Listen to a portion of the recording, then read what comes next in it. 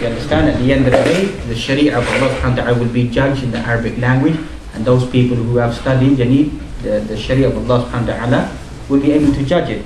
Not to sound too political, for example, Afghanistan at the moment, you find the land of a blessed land of Afghanistan has only been ruled without the Sharia, you know how many times?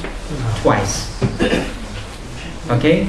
It's been ruled without the Sharia twice in its history. So the Sharia isn't something new there. People trying to create this wavelength is something new. Only twice in its history has it stepped out of the Sharia.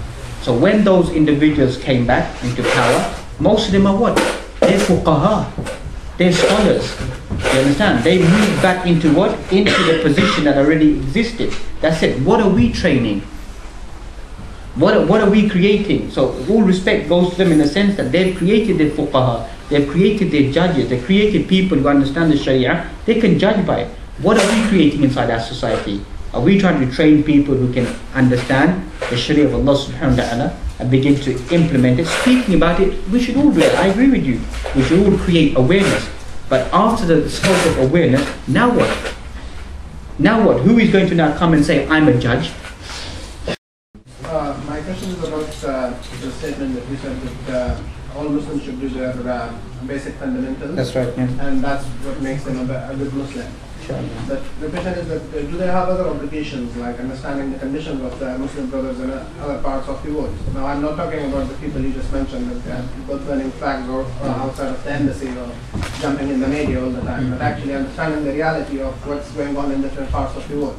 Now, I come from Afghanistan. What the statement that you just gave the last minute, that it went out to the price of Sharia, and the people who come back in power are actually the people who are scholars. Now, largely I will disagree with that. Because people who came back, both of the times, they were not scholars of Islam. They were the people who were always being played as a if you know what I'm referring to, I'm not referring to our friend, what's his name? I'm referring to the real people who came back. Who were they? Yeah, but the people who came in power, they did not stay in power. That's right. Those people, what were they? Were they scholars? Were they not scholars? Some of them were. That's right. The main movement is based upon what though? The main movement was not based on the original as a scholar movement. The main movement was based on the political issues. No, I'm talking about the original people, Taliban.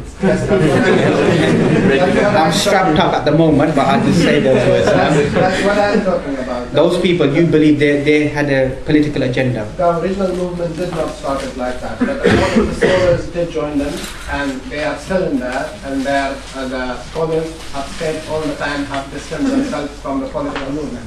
But what does word Taliban mean? The Taliban means scholars. Scholars.